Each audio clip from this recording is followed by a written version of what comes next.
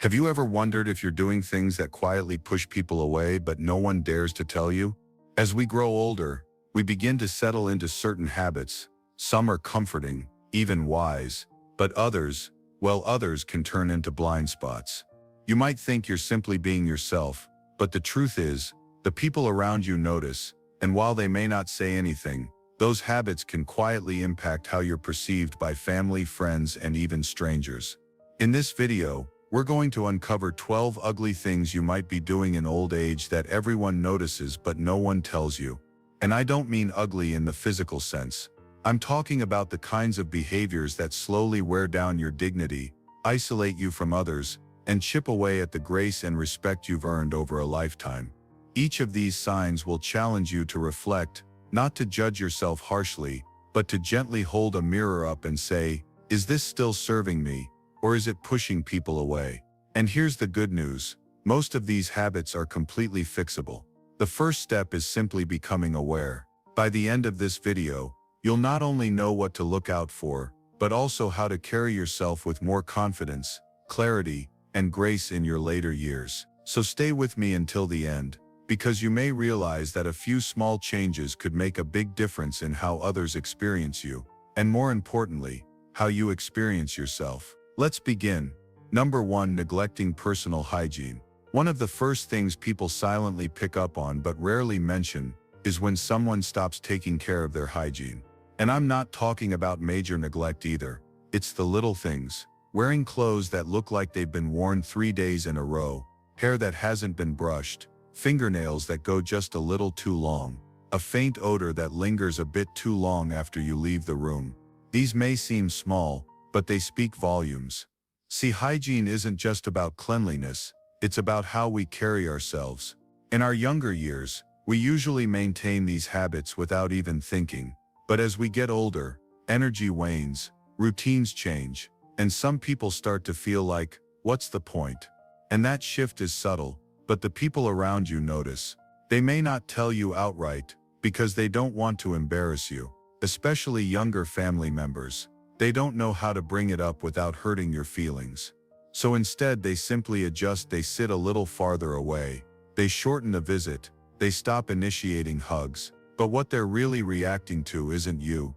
It's the message your self-care is sending. It tells them you've given up a little, that maybe you don't value yourself as much as you once did. And here's the part no one says out loud. When you stop taking care of yourself, people unconsciously stop treating you with the same level of warmth and respect. Now, this doesn't mean you have to dress like a fashion model or wear cologne every day, but a fresh shirt, clean hair, and trimmed nails go a long way. They tell the world, I'm still here, I still care, I still respect myself and you. The truth is, people respond to your energy before they respond to your words, and hygiene is one of the clearest reflections of that energy. When you take care of yourself, it quietly invites others to treat you with kindness, closeness, and dignity, and that's a message worth sending. Number 2. Speaking without a filter. As we age, something curious tends to happen. The inner voice that once said, maybe don't say that out loud, gets a little quieter, and sometimes disappears altogether. You start speaking your mind more freely, maybe even proudly, thinking, I've earned the right to say whatever I want. And while that may feel liberating, the people around you often feel something very different: discomfort. You see, there's a fine line between honesty and bluntness, and over time, maybe you find yourself saying things that make people pause, shift in their chairs, or avoid eye contact. It might be a sign that what's coming out isn't just truth, it's harshness. Maybe you've caught yourself making remarks about someone's weight, appearance, relationship, or even how they're raising their kids. Maybe you've brushed it off with a chuckle and said, I'm just being honest, or back in my day we weren't so sensitive. But here's the reality. Honesty without compassion just sounds like criticism. And the people on the receiving end, they rarely tell you, they just start pulling back. You'll notice they stop inviting you to certain gatherings, or they don't stay on the phone as long. They love you, but they're trying to protect themselves from the sting of those small, careless remarks. Now, this doesn't mean you need to censor every word or walk on eggshells, but it does mean pausing before you speak and asking, is this helpful? Is this kind?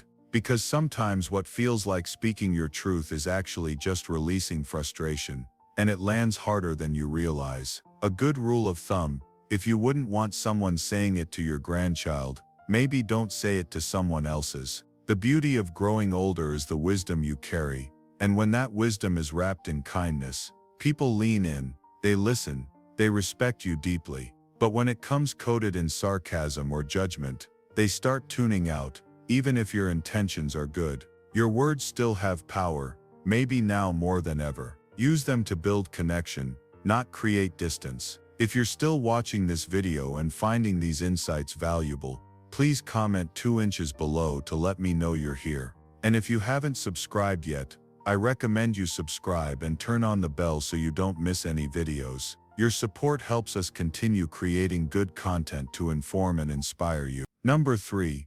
Wearing clothes that don't fit anymore. There's a certain comfort in routines, eating the same breakfast, walking the same path, wearing the same clothes you've had for years. And there's nothing wrong with consistency. But when it comes to clothing, what once looked classic can, over time, begin to feel careless. You may not notice it yourself, but the way your clothes fit or don't says a lot about how connected you are to the present moment. Pants that hang too loose, shirts that cling too tight, outdated styles from 20 years ago, or shoes that have long since lost their shape. These aren't just fashion choices. They quietly send a message that you've stopped paying attention. And while no one will come out and say it, they notice. It's not about following trends or trying to dress like someone half your age. It's about showing the world that you still see yourself as someone worth looking after. When people see an older adult in clothing that fits well, looks cared, and reflects a sense of self-respect, they feel something instantly: admiration. It tells them this person still shows up in the world, not out of vanity, but dignity. Think about it. Would you wear the same suit to a job interview that you wore 25 years ago? Probably not. The same principle applies to everyday life. Our bodies change, our coloring shifts, and our energy evolves. Dressing in a way that reflects your current self, not your past, shows emotional presence and self-awareness. Now, I've heard some folks say, "What do I care what people think? I'm comfortable." And that's fair. But being comfortable and being dismissive aren't the same. You can be comfortable and put together. You can be relaxed and respectful of your appearance. Even something as simple as upgrading to a well-fitting pair of jeans or choosing a shirt that brings out your natural tones can change the way people respond to you. Not because of the fabric, but because of what it represents: that you're still engaged, still aware, still proud of who you are today. People won't compliment you directly. They may not even mention it at all, but they notice. They smile a little more. They treat you with a touch more reverence. Because, like it or not, the way we dress is the first thing the world sees. And even in old age, that first impression still matters. Number 4. Interrupting or dominating conversations.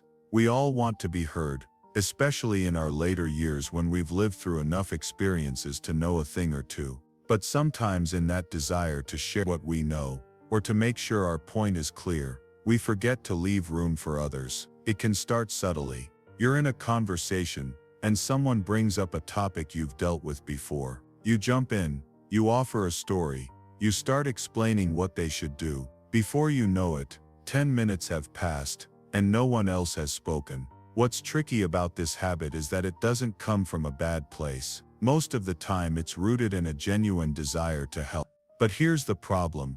When we take up too much conversational space, we unintentionally silence the very people we care about. And they won't tell you that you're doing it. Instead, they'll start drifting away. They'll stop calling as often. They'll keep conversations shorter. You'll feel the distance, but you won't always know where it came from. People want to feel seen and heard, not lectured. And when every conversation starts to feel like a one-way street, it quietly wears down the relationship, especially with younger adults or grandchildren, who already may feel a little unsure of how to connect with someone from another generation. It's not about saying less, it's about listening more, letting there be pauses, asking more questions than you answer, and resisting the urge to jump in with advice unless it's asked for. One of the most powerful things an older person can do in a conversation is to hold back just enough to let others fully express themselves, not because you don't have something wise to say,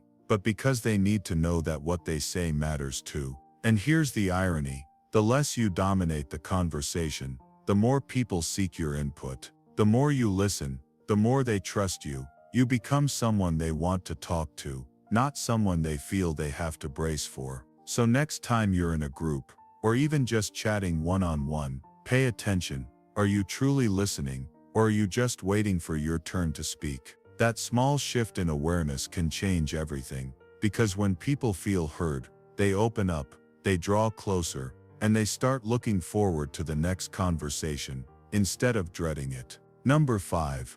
Complaining about kids these days. It starts as a simple observation. You see a teenager glued to their phone, and think, back in my day, we actually talked to each other. You hear someone in their 30s making a decision you disagree with, and think they have no idea how the real world works. And before you know it, these thoughts start slipping out in conversations with friends, with family, even with strangers. You may not realize it, but when you constantly criticize younger generations, it sends a powerful and often damaging message. It tells the people around you, especially your children and grandchildren, that you're not interested in understanding them, that you're stuck in a time that no longer exists. Now here's the uncomfortable truth. Every generation thinks the one coming up behind them is missing something.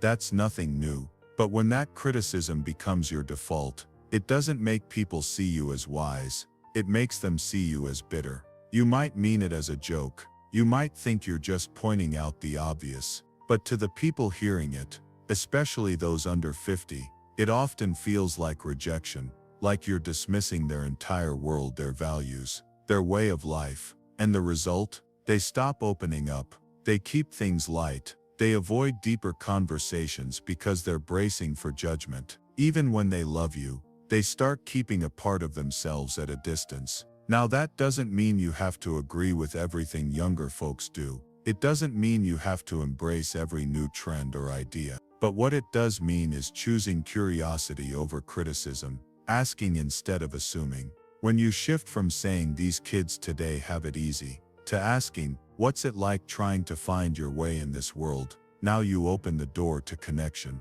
You create space for dialogue, not division. Remember, your value doesn't come from comparing the past to the present. It comes from bridging them, from being the steady hand that reaches across generations, not the voice that shouts from behind. And believe it or not, when younger people feel respected by you, they listen more. They ask questions. They come to you not because they have to, but because they want to. You become not just the elder in the room, but the one they admire, trust, and turn to. Not for lectures, but for wisdom that listens first, then speaks. That's real influence, and it starts with letting go of the need to be right about how it used to be, and leaning into who you can still be right now. If you're still watching this video, and finding these insights valuable, please comment 5 inches below, to let me know you're here. And if you haven't subscribed yet, I recommend you subscribe and turn on the bell so you don't miss any videos. Your support helps us continue creating good content to inform and inspire you. Now let's move forward. Number 6. Ignoring modern etiquette. There's a kind of social awareness that often goes unnoticed until it's not there. Things like speaking loudly on your phone, in public, standing too close in line, or playing a video without headphones in a waiting room. Small behaviors, sure, but they can have a big impact on how others perceive you. Now these things might not have been a big deal decades ago. Back then, people were more tolerant of loud conversations or unexpected behavior. But times change, expectations shift, and what used to be considered harmless now makes people quietly uncomfortable. And here's the tricky part. You may not even realize you're doing it. No one pulls you aside and says, "Hey, could you turn that down? Or do you mind stepping back a little?"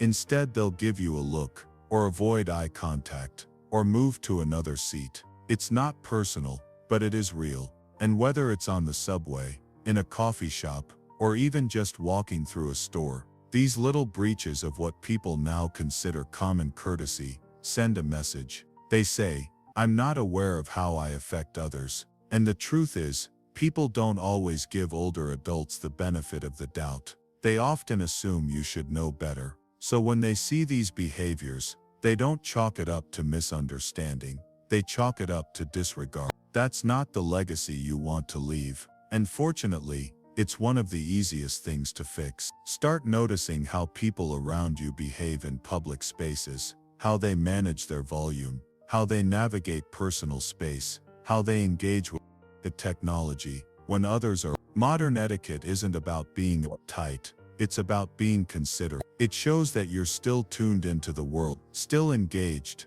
still aware of the impact you have on others. And that awareness, it builds respect. It tells people, I may be older, but I'm still someone who pays attention, someone who adapts, someone who cares about how others feel. That doesn't just improve how strangers respond to you, it changes how your own family sees you too. Grandkids notice, neighbors notice, and their quiet admiration grows, because in a world that's always rushing, someone who moves with awareness, who carries themselves with subtle dignity, stands out more than ever. Number 7.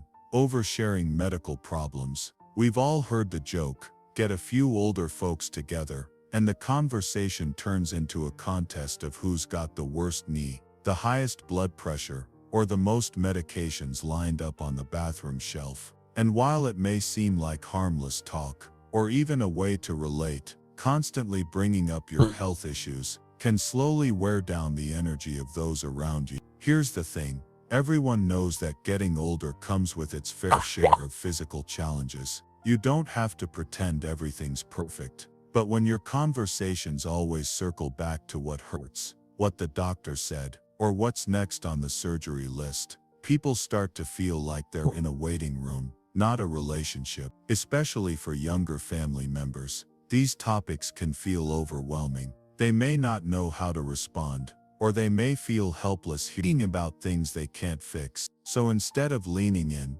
they back away, not out of disrespect, but out of quiet exhaustion. You deserve empathy. You deserve to be heard.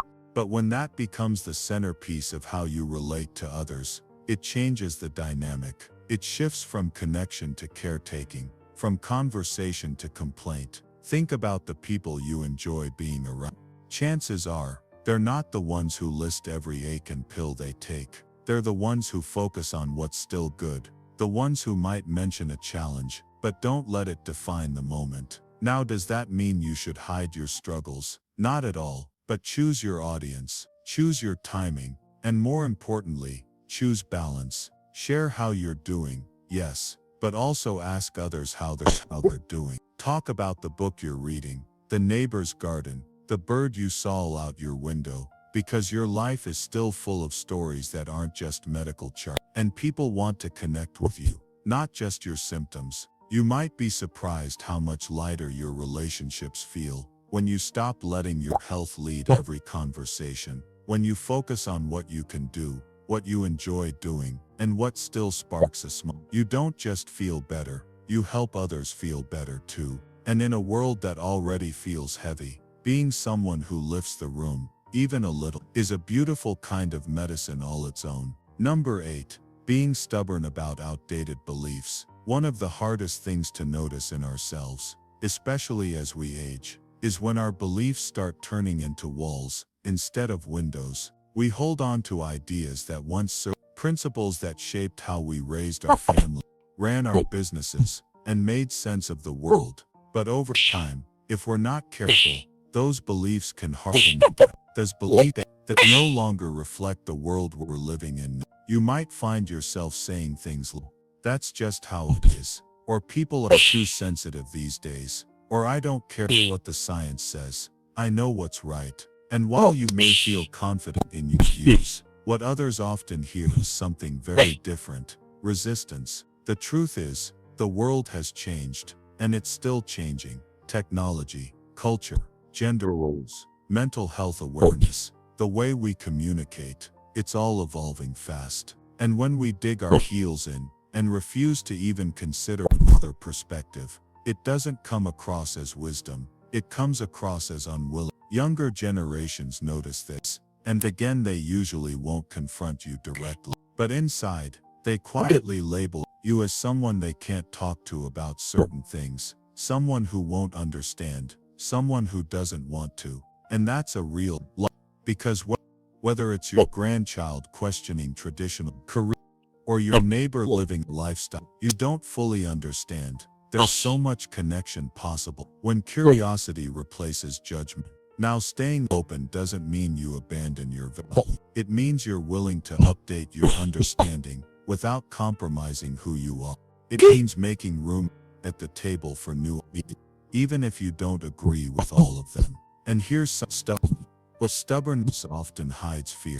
Fear of losing relevance. Fear of being left behind.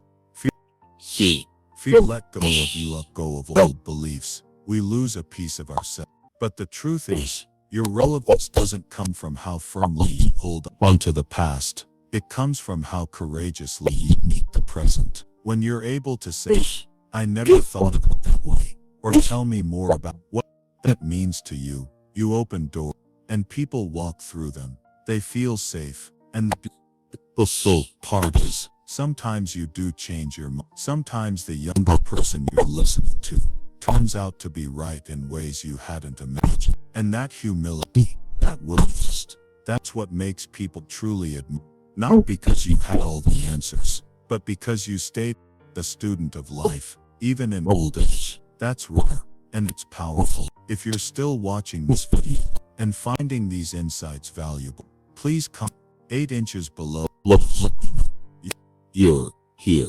And if you haven't subscribed yet, I recommend you subscribe and turn on the bell so you don't miss any videos. Your support helps us continue creating good content to inform and inspire you. Now let's move forward. Number 4. Yang. Walking. Or no yang.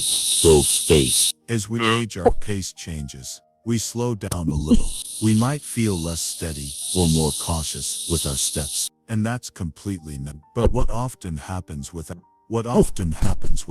us realizing it is that we become less aware of how our movements affect the people around us. You've probably seen it. Someone standing in the middle of a grocery aisle, cart sideways, completely blocking the way while scanning a label, or someone stopping suddenly in a busy walkway lost in thought, or walking with a friend and slowly drifting into the path of oncoming foot traffic. Most of the time, these things happen without bad intent. You're not trying to be inconsiderate. You're simply focused on your own task. But to the people around you, especially those in a hurry or navigating tight spaces, it feels like friction, like you're creating small obstacles that make their day a little. And here's the key part. People rarely say anything. They just sigh, walk around you, maybe give a quick glance and carry on. But over time, these small moments add up in how others perceive you. They might start to see you as the person who's always in the way. Or they may silently decide to avoid situations where they'd have to walk beside you, shop with you, or navigate public spaces together. Not because they don't like you, but because they feel like they have to manage you. Now, I want to be clear. Slowing down is not the problem. The issue is awareness. You can move slowly and still be respectful of space. You can pause to read something. You can pause to read something and still keep to one side. You can walk carefully while being mindful of the flow around you. This is especially important in places like airports, busy sidewalks, malls, or even church hallways. These are shared spaces, and being considerate in them sends a strong message that you're still paying attention, that you still care about how you impact others. In fact, this kind of awareness is a subtle form of grace. It tells people you're not just focused inward, you're present, thoughtful, and kind. And the truth is, most people aren't expecting perfection. They're just hoping for a little effort, a little awareness, a little consideration. When you show that, you stand out, not as a slower person, but as a considerate, someone who still moves through the world with dignity and a quiet sense of responsibility. And that kind of presence It's more powerful than you might realize. Number 10. Making jokes that don't age well. A good sense of humor is one of the best things you can carry into old age. It keeps you low, keeps others comfortable, and helps ease tension in even the hardest moments. But not all humor ages gracefully. And some jokes, especially the ones that once got a laugh decades ago, can quietly push people away today. You might be joking the way you always have. A little sarcasm here, a teasing remark there, maybe a comment that plays off old stereotypes, or pokes fun at someone's background appearance or choices. You might even laugh as you say it, and follow up with, "I'm just messing with you," or "Come on, lighten up." But here's what's changed: the world around you. And while humor used to rely on poking fun at differences, today, people are far more sensitive to how words land, especially when they come from someone older. Younger folks especially are navigating a culture that emphasizes inclusion, empathy, and respect for diverse experiences. When a joke feels out of step with those values, it doesn't come across as funny. It comes across as disconnected, or worse, disrespectful. And they probably won't tell you. They'll just laugh politely, then avoid getting too close. You'll feel the distance but maybe not understand where it came from. Now that doesn't mean you have to walk on eggshells. It doesn't mean humor is off limits. But it does mean thinking twice before you default to certain kinds of jokes. Ask yourself, is this funny because it's clever, or because it puts someone else down? The best kind of humor, especially in older age, is the kind that lifts people up, that brings lightness, not discomfort, that shows you're not stuck in the past, but evolving right along with everyone else. In fact, nothing builds connection faster than being able to laugh at yourself. It shows humility. It shows perspective. It shows that you're not trying to prove anything. You're just here to enjoy the moment with others. And when people see that, they relax, they engage. They start seeing you not just as the older person in the room, but as someone who still gets it. A kind sense of humor will take you far, but a humor that's thoughtful, self-aware, and a little updated for today. That'll keep the door to connection wide open at any age. Number 11. Acting helpless when you're not getting older brings real challenges. No one's denying that. There are things that used to come easy, that now take more time, more care, sometimes more help. But there's a difference between needing help and defaulting to it, when you don't have to. And over time, that difference becomes something people notice more than they will admit. Maybe you've gotten used to saying, "Can you just do it for me?" Or "I don't know how any of this works, I'll mess it up anyway." At first those requests feel innocent, but when they become habits, especially for things you're still capable of doing, they can quietly start to wear on the people around you. Family members might start feeling like caretakers even when you're perfectly able. Friends may notice that they're always the ones lifting, reaching, fixing, organizing. And though they might smile and say, "No problem," inside, they begin to feel something else, resentment. What's even more complex is that sometimes this behavior is subconscious. It's not laziness, it's fear. Fear of doing it wrong, fear of looking silly, fear of not keeping up. So you let someone else step in, and with each little surrender, your independence slips just a bit more. But here's the truth: people admire effort more than perfection. They'd rather see you try and struggle a little than give up altogether. Your children, your grandchildren, even your neighbors, they feel proud when you show you're still in the game, that you still want to learn more, participate, and when you ask for help, only when you truly need it. They trust you more. They don't feel like they're being manipulated or taken for granted. They feel honored to step in because they know it comes from a place of honesty, not habit. Maintaining your sense of agency isn't about pretending you're 30 again. It's about showing up with what you can do, asking clearly for what you can't, and respecting the line between the two. You'd be amazed how empowered you feel when you start reclaiming the little things, carrying your own bag, figuring out the new remote, following a recipe without asking someone to hover. These small wins build confidence. They remind you, and everyone around you, that age may change what you're capable of, but it doesn't take away your strength, your will, or your dignity. Because the people who truly age well aren't the ones who never ask for help. They're the ones who know when to stand tall and say, I've got this. Number 12. Pretending you're always right. We all like to feel we've earned our place at the table, especially after decades of life experience, hard choices, and lessons learned along the way. So it's understandable that at a certain point, many older adults feel like they've got the answers, that they've seen enough to know how things work. And in many cases, they do.